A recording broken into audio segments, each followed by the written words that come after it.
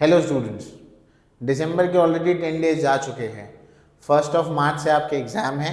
अभी भी कई सारे बच्चे कंफ्यूज हैं कि अगर हम प्रिपरेशन को हमारी अभी से शुरू करते हैं, यानी कि 10 दिसंबर से शुरू करते हैं, तो क्या मार्च 1 आने तक हम इतना कवर कर सकेंगे कि हमारा 90+ % या एक रिस्पेक्टेबल परसेंटेज हमारा बन जाए, जिससे हम एक अच्छा रैंक अचीव कर सकें। तो चलिए आज वीडियो में हम इसी चीज़ पर गौर करेंगे और बात करेंगे।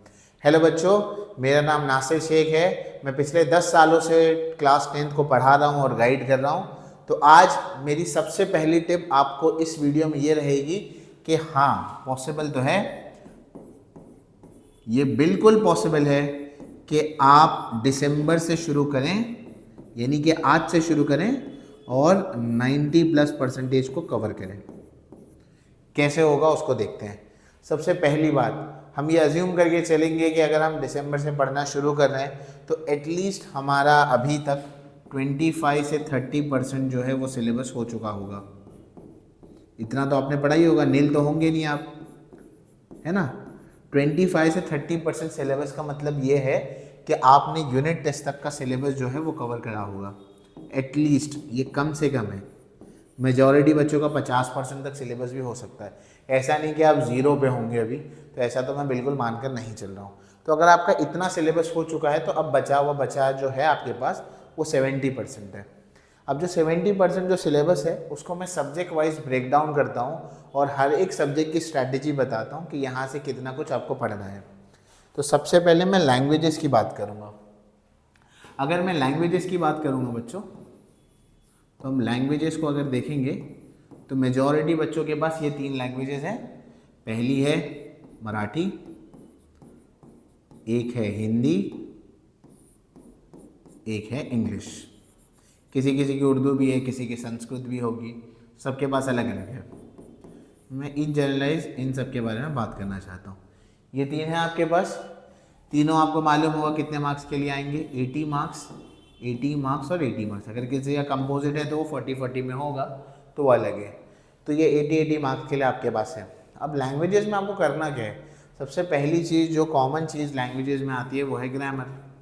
अब चाहे वो हिंदी हो, मराठी हो, इंग्लिश हो, ग्रामर आता है। बच्चा क्या सोचता है, ग्रामर में दिक्कत पढ़ने की नहीं है।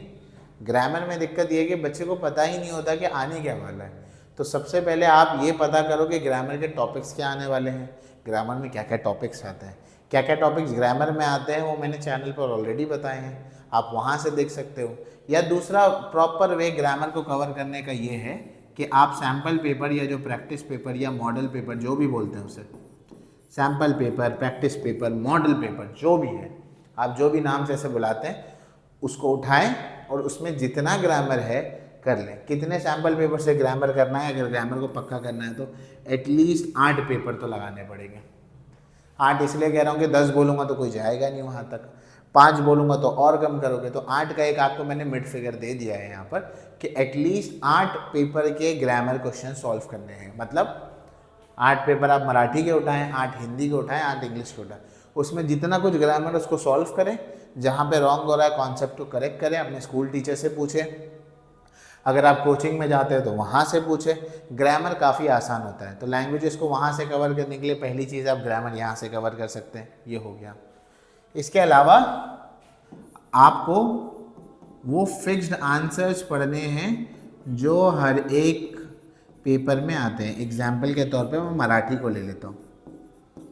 मराठी के अंदर अगर आप देखेंगे तो मराठी के अंदर आपको जो फिक्स चीज़ आती है वो है स्थूल वाचन, यानी कि रैपिड रीडिंग, और पोएम का एप्रिसिएशन। बराबर है, ये 2 चीज़ें कंफर्म आती है। इसमें से भी आप ऑप्शन रख सकते हैं रैपिड रीडिंग के ब्रीफ में। पोएम के एप्रिसिएशन में तो नहीं रख सकते हैं, पर रैपिड रीडिंग के ब्रीफ में ऑप्शन रख सकते हैं। तो रैपिड रीडिंग का एक लेसन आप छोड़ सकते हैं और बाकी लेसन्स के ब्रीफ को याद कर लीजिए अभी। तो अगर आपने यूनिट में एक आधा लेसन किया है तो जितने भी लेसन अब बचे हैं उसमें से एक छोड़ के उसको पढ़ लीजिए, आपकी ऑलमोस्ट बुक भी वहाँ पर कवर हो जाएगी। जहाँ तक पोएम एप्रिसिएशन है तो उसमें कोई ऑप्शन नहीं है, तो पोएम एप्रिसिएशन तो कंफर्म है कि आपको पढ़ना ही है। ठीक है, ये हो गया। अब तक आप गौर करेंगे ओवरऑल बात, तो मैंने यहाँ पर कोई लेसन पढ़ने की बात नहीं करी कि लेसन पढ़ा जाए, लेसन को किया जाए। मैंने अभी सिर्फ ग्रामर की बात करी है और इसकी बात की। तीसरा आता है राइटिंग स्किल। राइटिंग स्किल की अगर हम बात करेंगे तो राइटिंग स्किल्स के अंदर बच्चों अगेन आपको क्या समझना होता है, राइटिंग स्किल में सबसे पहले फॉर्मेट उसका समझें, फॉर्मेट के बाद डाइवर्स टॉपिक्स की प्रैक्टिस करें। ये दोनों काम जो है आपके सैम्पल पेपर से हो सकते हैं या प्रीवियस ईयर के जो पेपर्स हो सकते हैं आप वहाँ से भी इसको प्रैक्टिस कर सकते हैं। आप चाहे तो सैम्पल पेपर से करें या तो उसको प्रीवियस ईयर पेपर से सॉल्व करें। ठीक है, दोनों चीज़ें मैंने आपको यहाँ पर बता दी। ठीक, तो राइटिंग स्किल का फॉर्मेट और टॉपिक्स आप यहाँ से प्रैक्टिस कर सकते हैं। ठीक, अब इसके अलावा अगर साल भर के आपने लेसन सुने नहीं समझे नहीं तो वो बात अलग है। अगर आपने सुने समझे हैं तो पैसेज भी आपके लिए आसान हो जाएगा। इससे आपका मेजॉरिटी जो पेपर है वो कवर होगा, है ना। इसके अंदर अक्सर चीज़ें हैं जो कवर है, ग्रामर कवर हो रहा है, ब्रीफ कवर हो रहे हैं, पोएम का एप्रिसिएशन कवर हो रहा है, राइटिंग स्किल्स कवर हो रही है। बचा ही क्या, सिर्फ कॉम्प्रीहेंशन तो बचा है। अब पैसेजेस बचे हुए हैं, पैसेजेस ज़्यादातर जो होता है फर्स्ट हाफ से आते हैं, तो आप कम टाइम में लैंग्वेजेस को इस तरह से ज़्यादा करके कवर कर सकते हैं। आई होप सो समझ में आया होगा। तो ये लैंग्वेजेस के बारे में हो गया। ठीक है, हिस्ट्री एंड ज्योग्राफी की बात करता हूँ अब, SST की। हिस्ट्री, पॉलिटिकल साइंस है, तीसरा क्या है, ज्योग्राफी। मुझे नहीं लगता इस पर बहुत ज़्यादा खास टिप्पणी करनी है। ज्योग्राफी के बारे में बोल देता हूँ। अगर ज्योग्राफी के पेपर को आप एनालाइज करेंगे तो 32 मार्क्स आपको ऑब्जेक्टिव्स मिलेंगे। कई लोग इसमें शॉक हो जाएंगे कि हाँ 32 मार्क्स का ऑब्जेक्टिव है और 8 मार्क्स के आपके बड़े आंसर हैं। हाँ, 32 मार्क्स ऑब्जेक्टिव का मतलब क्या, fill-ups, matchups, map, bar graph, एक मैप में मार्किंग करनी है, एक मैप पर मार्किंग करनी है। ठीक है, ग्राफ आएगा, ग्राफ के क्वेश्चंस को आंसर करना है और छोटे गिव रीजंस वगैरह आएंगे। ये सब मिलाकर 32 मार्क्स होता है और 8 मार्क्स जो है सिर्फ बड़े आंसर है। मान लो आपने साल भर अभी पढ़ाई नहीं करी है और ज्योग्राफी में आपको बहुत अच्छे मार्क्स लाने हैं, 90+% आपको ज्योग्राफी में लाना, तो आप यहाँ इतना पढ़ लो, आप साल भर का एक भी बड़ा आंसर टच ही मत करो। आप मैप अच्छे से करो, क्या बोल रहा हूँ मैं, मैप अच्छे से करो, ग्राफ अच्छे से करो, ऑब्जेक्टिव्स पढ़ो, 2 मार्क्स के क्वेश्चन आंसर्स अच्छे से पढ़ो, then you are done. 32 marks आपके जेब में है और लकी इनफ हुए तो कोई बड़ा आंसर भी आ रहा है तो वो भी लिख सकते हो, कम टाइम में वो आपका कवर हो जाएगा वहाँ पर। ठीक है, हिस्ट्री और पॉलिटिकल साइंस की बात करेंगे तो डिवीजन कैसा होता है, 40 मार्क्स में से 28 मार्क्स का हिस्ट्री है और 12 मार्क्स का पॉलिटिकल साइंस है। पहले ये कवर करो, 12 मार्क यहाँ पक्के कर लो। ठीक, 12 मार्क पक्के हो गए। अब 28 में से आधी बुक भी करके जाते हो तो यहाँ से 14 मार्क्स तो आराम से मिलते हैं। 14 और 12 यहाँ से ले लोगे, लगभग ये 26 मार्क्स हो रहे हैं, बराबर। अभी फ़िलहाल के लिए एट प्रेजेंट आप आधी बुक तो लगभग मेरे ख्याल से हिस्ट्री के हर बच्चा पढ़ा ही होता है, और जैसे जैसे टाइम आगे जाते जाएगा आप 14 से उसको बढ़ाते जाना। अगर आपने उसको 14 से 20 कर दिया तो ये 12 हो गए और ये 20 हो गए, आपके 32 मार्क यहाँ पर भी हो रहे हैं। 32 80 में से 64 हो रहा है। आप इजीली विद टाइम आराम से हिस्ट्री कवर कर सकते हो, उसमें कोई दिक्कत नहीं। मार्च आए तक आपका पूरा हिस्ट्री, ज्योग्राफी और पॉलिटिकल साइंस हो चुका होगा। आई होप सो ये भी समझ में आया होगा कि मैं क्या बोल रहा हूँ। नेक्स्ट चीज़ पर आता हूँ, वो है मैथ्स 1 एंड मैथ्स 2। इसका क्या करना है, ये गले की हड्डी है, ठीक है, ना निगली जाए ना उंगली जाए, बाहर भी नहीं निकाल सकते कि ये सब्जेक्ट तो कंपलसरी है, निगलती है नहीं क्योंकि टाइम लग जाता है। अभी एट प्रेजेंट अगर आपने मैथ्स कुछ भी नहीं किया, ऐसे कई सारे महारथी बच्चे होंगे जिनका मैथ्स अभी तक कुछ भी नहीं हुआ होगा। अगर आपका मैथ्स अभी तक कुछ भी नहीं हुआ है ना, तो आप एक काम करो, आप सबसे पहले सबसे आसान चैप्टर्स उठाओ और उसको प्रैक्टिस करो। मैं बता देता हूँ मैथ्स के सबसे ईजी चैप्टर्स कौन से हैं। अगर मैं मैथ्स 1 की बात करूँगा तो मैथ्स 1 के सबसे आसान चैप्टर अभी करो, ये मैं आपको टारगेट दे रहा हूँ। नेक्स्ट वीडियो जब बताऊँगा तो उसमें मैं बताऊँगा कि फिर कौन से चैप्टर करने। सबसे आसान चैप्टर में पहले तो लीनियर इक्वेशन कर लो, क्योंकि ये स्टार्टिंग का चैप्टर है और मेरे ख्याल से सबका हुआ होगा। लीनियर इक्वेशन करो, ठीक। उसके अलावा जो है प्रोबेबिलिटी कर लो, प्रोबेबिलिटी के अभी फ़िलहाल के लिए करके रख लो, एकदम पक्का करना, ऐसे करना कि उसमें से कुछ भी जाना नहीं चाहिए, ठीक। तीसरा मैं स्टैटिस्टिक्स बोलूँगा, कई बच्चे यहाँ पे हैरत में आ जाएंगे, बोलेंगे स्टैटिस्टिक्स इतना डिफ़िकल्ट, अरे डिफ़िकल्ट नहीं है वो, लगता है बच्चों को कि डिफ़िकल्ट चैप्टर्स है, उसके अंदर से आपको कुछ सिलेक्टेड सम्स करने हैं, मैं बता देता हूँ। पहले तो स्टैटिस्टिक्स के अंदर मीन आएगा, मीडियन है और मोड है, बराबर। इसके 3 प्रॉब्लम है आपके पास। अभी फिलहाल के लिए अगर अपना मैथ्स में नहीं हुआ है कुछ भी, तो मीन का सिर्फ 3 मेथड होते हैं, उसमें सिर्फ डायरेक्ट मेथड करो। मीडियन का सिर्फ एक प्रॉब्लम करो, कवर हो जाएगा, बाकी प्रॉब्लम खाली गो थ्रू कर लो। मोड में भी एक प्रॉब्लम करो, कवर हो जाएगा, कुछ भी नहीं बचेगा, ठीक।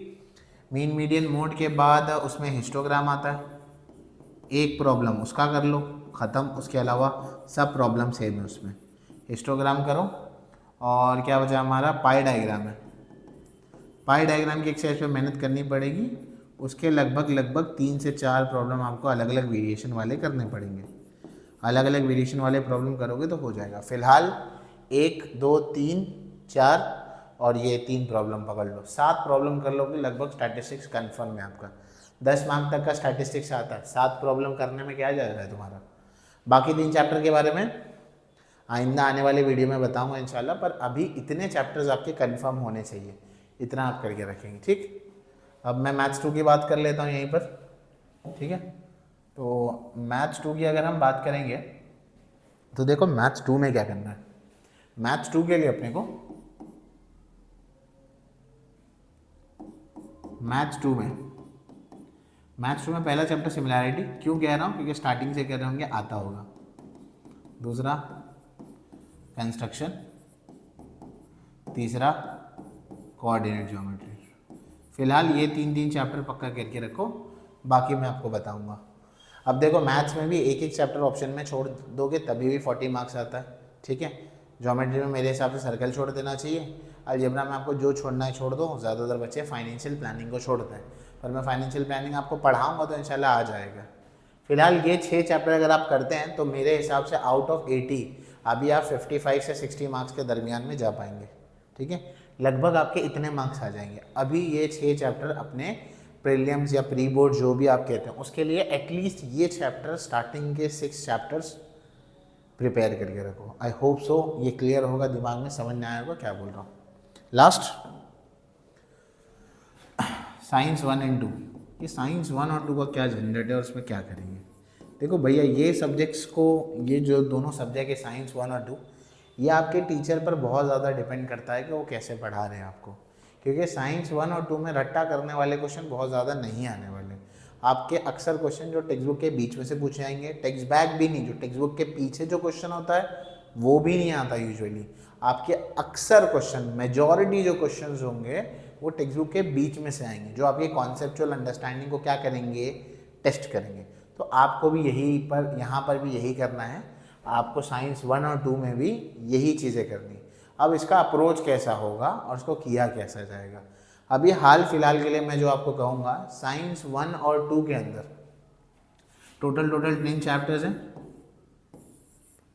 आप दोनों में से कोई भी 5 चैप्टर सेलेक्ट कर लो पढ़ने के लिए, अभी के लिए एट प्रेजेंट, ठीक है। और 5 चैप्टर में भी साइंस 2 में लास्ट के 2 चैप्टर ज़रूर इंक्लूड करना, क्योंकि वो बहुत आसान है। और साइंस 1 में लास्ट का एक चैप्टर स्पेस मिशन है, छोटा सा है, अच्छा सा चैप्टर है, वो ज़रूर इंक्लूड करना। अभी फ़िलहाल आप अपनी मर्ज़ी से 5 चैप्टर ले सकते हैं। अगर आप मुझे पूछेंगे 5 चैप्टर क्या है तो मैं कमेंट सेक्शन में आपको बता दूंगा, वहाँ पूछ लेना, मैं बता दूंगा, वरना मैंने शॉर्ट्स बनाए, शॉर्ट्स में जाके देख सकते हो। 5 चैप्टर प्रिपेयर करो। 5 चैप्टर प्रिपेयर करने के बाद करोगे, प्रिपेयर कैसे करेंगे उसका पूरा एक्सप्लेनेशन कोचिंग से ले लो, यूट्यूब से पढ़ लो, किसी टीचर से पूछ लो, एक्सप्लेनेशन उसका पूरा लो, ठीक। एक्सप्लेनेशन हो गया उसका, जब उसका एक्सप्लेनेशन हो जाएगा तब आप प्रीवियस ईयर के पेपर्स पर जाओ, 5 साल के प्रीवियस ईयर पेपर्स उठाओ और 5 साल के प्रीवियस ईयर्स पेपर उठाकर 5 इयर्स प्रीवियस पेपर उठाकर उसको प्रैक्टिस करो। उसके अंदर जितने भी ये चैप्टर्स के क्वेश्चन आंसर्स हैं वो कर लो, ठीक। सो सारे सब्जेक्ट मैंने यहाँ पर कवर करें। आई होप सो ये समझ में आया होगा। मैं हमेशा कोशिश करता हूँ कि वीडियो बहुत लंबी ना हो, वरना बच्चे देखते नहीं हैं उसको। तो ये ओवरऑल आपका वे रहेगा इस चीज़ को कवर करने के लिए। तो अगर इसमें कोई भी डाउट है तो ज़रूर पूछो। Thank you, all the best, till then keep working hard,